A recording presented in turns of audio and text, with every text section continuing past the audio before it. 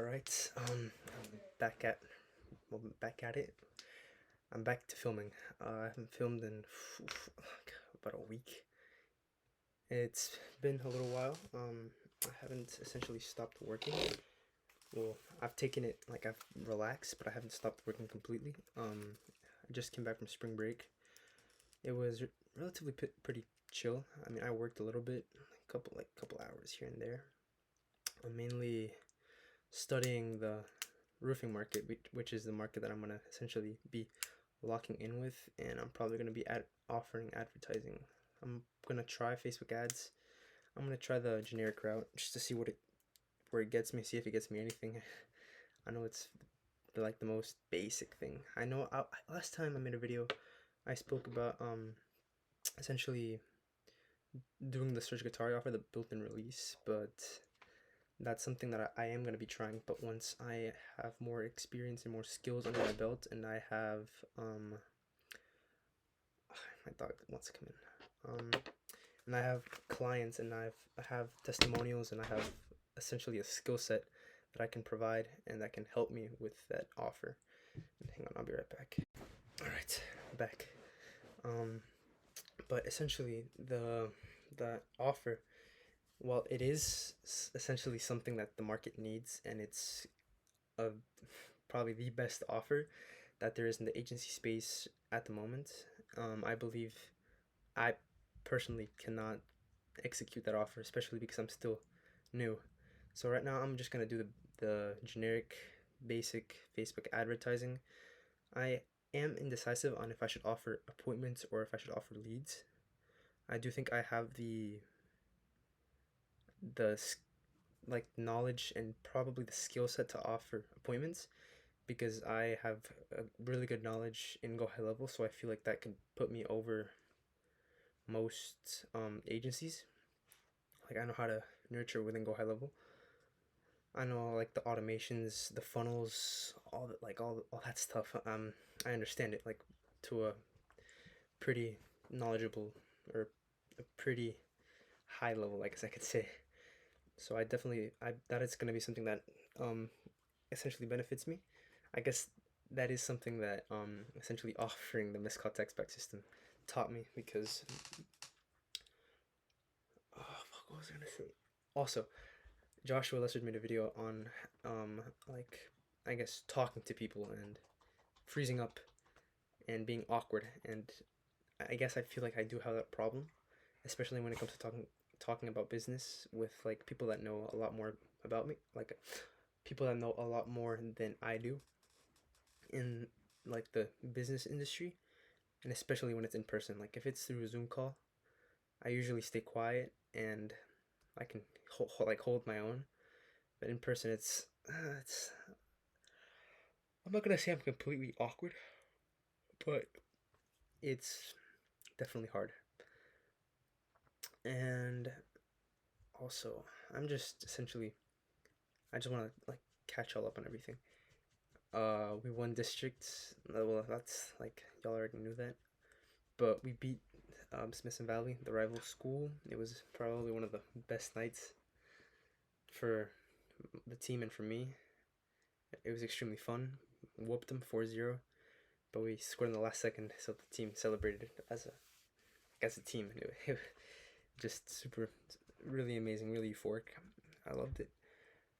And this week I didn't really do much. Uh, Went to the mall, ran some errands, worked a little bit. That's basically it. I mean, nothing really fun happened. Everybody went to Port A. Everybody drank, smoked, did all those activities, fucked, all that stuff. I partook in none of that. I essentially I signed up with a mentor, I guess I could say, really cheap, $50 a month, and he essentially gave me a plan, like a game plan on what it is that he wants me to do. And essentially, he told me to finalize a niche and immerse myself in it, and study it and understand it. And I definitely took that to heart. I'd say easily 3-4 hours maybe, and me just understanding roofing. So essentially, I'm gonna try to, without reading the notes, try to break down what it is that I've understood and what I learned from roofing, and just to see, because that's something else Joshua said, that whenever you learn something, most people forget it. So in order for you to actually learn it and memorize it, write it down and talk about it. Because when you talk about something, that's when you realize that you really don't know anything about it.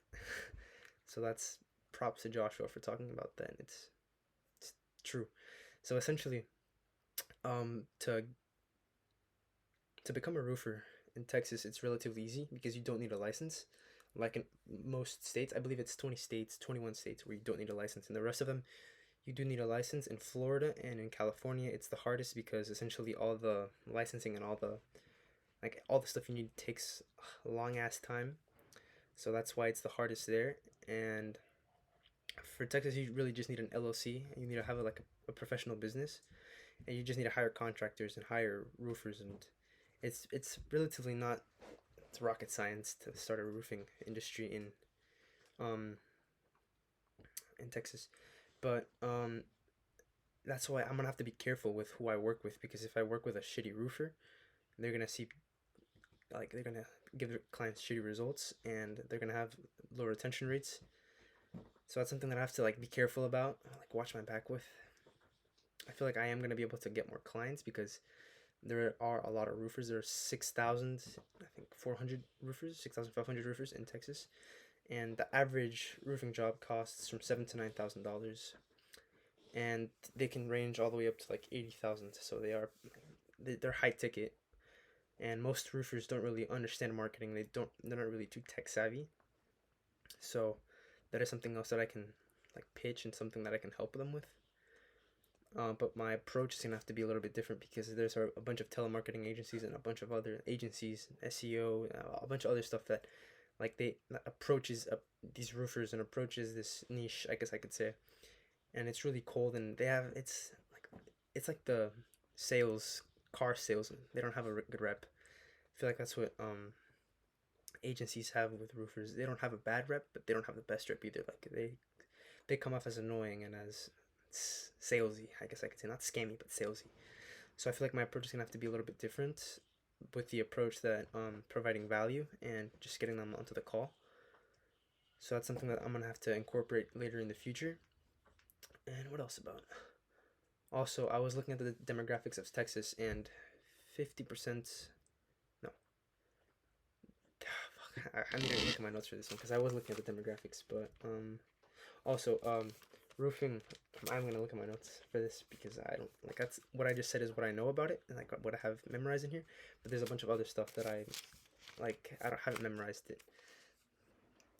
About how, like, for roofing, it's 30% of the job, like the payment they receive, like the 7,000 and the 9,000 that the client pays. 30% of it usually goes to materials, because shingles are the most common and typically the best roof type. Metal roofs are also amazing, but they're a little bit more pricey, and usually they're like more high ticket, more high quality, because it also depends on the area, like the region. Here, like where I live, San Antonio, it really like depends, because I see a lot of shingle roofs and a lot of metal roofs. There are some tile roofs. I personally live in a house with a tile roof, so like it really depends on the area and like the architecture style.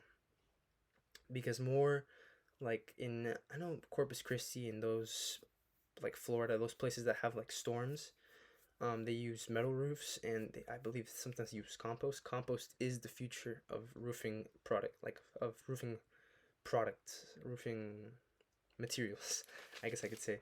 And another 30% goes into labor, like the what you pay to the roofers, the contractors, and that stuff. And that's without like the salary. The other 40% goes to salaries and just extra stuff. And the average profit margins for roofers is, I believe it's 20 to 40%. It really depends. Usually the bigger corporations have higher profit margins because they already have systems in place that um, essentially allow for more gross profit. I believe the CEO, or like the owner, usually keeps about 20, maybe 25%. Is that right? I think so. Yeah, and also some roofers offer just complete roof changes, and that essentially kills their like the amount of clients they have, because if that's all they offer, it's not gonna like get them that many clients. So they should also offer roof repairs. I thought that was common sense, but I guess not. And Euro Shield is the future. Like it's a composite product for roofing. Roofing has two sides: the contract to the business side. You already talked about that. Managing money. That's if any business, in any business, if you don't know how to manage money, you are going to go bankrupt. Mainly in roofing, because the amount of money that they have to spend on contractors and roofers and salaries, it can be really profitable because of the high ticket, but it also, if you don't know how to manage money, you're gonna fuck your business up, and you are gonna go bankrupt. Yeah, the metal roofs, usually tile roofs are the most expensive one. Popular, and asphalts are the most common ones. Flat roofs are common for commercial buildings. The bigger the house, the more expensive the roof, because the more square feet and more material you need. So yeah, the profit margins, different types of roofing, residential, commercial repairs, installations, and maintenance. A bunch of other stuff. Yeah, basic research, study demographics, study marketplaces, and list popular trends. That is something that I've been working on, like the demographics I was looking at. And like the markets is like, for example, in California, Pinterest and Yelp are really popular, and that's a place where you can market the agency. I like Facebook and Instagram and like just Meta, because I mean it has like the widest and most broad appeal out of all those other um I guess online spaces. Like everybody and everywhere uses them. Like I guess there are other like in California, Yelp and Pinterest are very common. But like TikTok's also a good one. Snapchat for the younger audiences. I don't think Snapchat is good for roofers, because roofers are targeting usually from 23, 24 year olds, mainly homeowners, which are typically the most homeowners are, I believe. Now it's 27, 30, because home prices are increasing. So it is the older age range. They are targeting our older audience, and most older audiences are in Facebook and Instagram, typically not on TikTok or Snapchat. So that is why Facebook ads are a better option for roofers. And just like you have to essentially understand your market, so you know which way of marketing is best and which one you're going to see the most results in. SEO. SEO is good for, I feel like, any of them, because people don't go on Facebook looking for roofers. Like they go on Google and they look up roofers. So Google Ads could also be a good one, or search engine optimization could also be a good option that I could sell. Um, content, yeah, content is a great way to grow roofing companies as well.